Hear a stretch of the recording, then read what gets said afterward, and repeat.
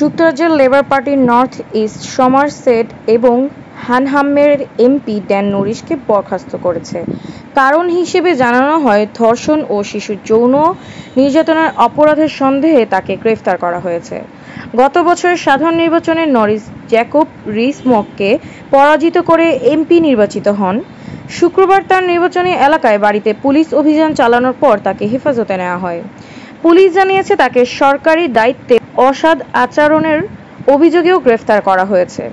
Norris 1997 থেকে 2010 সাল পর্যন্ত ওয়ানসডাইক এলাকার এমপি হিসেবে দায়িত্ব পালন করেছিলেন।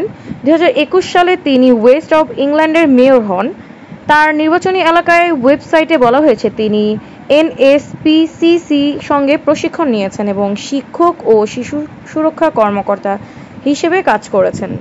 অ্যাভন ও সমারসেট পুলিশ জানিয়েছে, ড্যান নরিসকে একজন কিশোরীর উপর যৌন নির্যাতন, 1965 সালের যৌন অপরাধ আইন অনুযায়ী ধর্ষণ, 2003 সালের আইন অনুযায়ী শিশু অপহরণ এবং সরকারি দায়িত্বে অসদাচরণের অভিযোগে গ্রেফতার করা হয়েছে।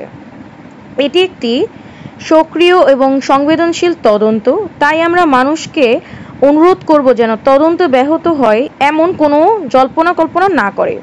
ডিসেম্বর 2024-এ আমরা যুক্তরাজ্যের অন্য অঞ্চলের পুলিশ বাহিনীর কাছ থেকে একটি রেফারেল পাই, যেখানে একটি মেয়ের উপর অতীতে শিশু যৌন নির্যাতনের অভিযোগ করা হয়েছে। অধিকাংশ অভিযোগ 2000-এর দশকে সংঘটিত হয়েছে বলে মনে করা হচ্ছে, তবে 2020 সালের একটি ধর্ষণের অভিযোগও আমরা তদন্ত করছি।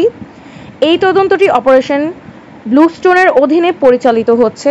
অপারেশন ব্লুস্টোন ধর্ষণ ও গুরুতর যৌন নির্যাতনের জন্য গঠিত একটি বিশেষ দল এবং তাদের তদন্ত এখনও প্রাথমিক পর্যায়ে রয়েছে।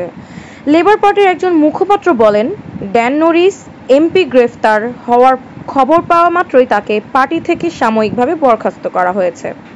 তদন্ত চলাকালীন আমরা এই বিষয়ে আর কোনো মন্তব্য করব না। ড্যান নরিসকে হাউস অফ কমন্সে লেবার পার্টির হুইপ পদ হতেও প্রত্যাহার করা হয়েছে। উল্লেখ্য যে 65 বছর বয়সী ড্যান নরিস আরও একটি বিতর্কে জড়িয়ে পড়েছেন, যেখানে একটি দাতব্য সংস্থা লিগ অ্যাগেইনস্ট ক্রুয়েল স্পোর্টস এর চেয়ারম্যান হিসেবে এক প্রাক্তন কর্মচারীকে নির্যাতনের অভিযোগে অভিযুক্ত করা হয়েছে।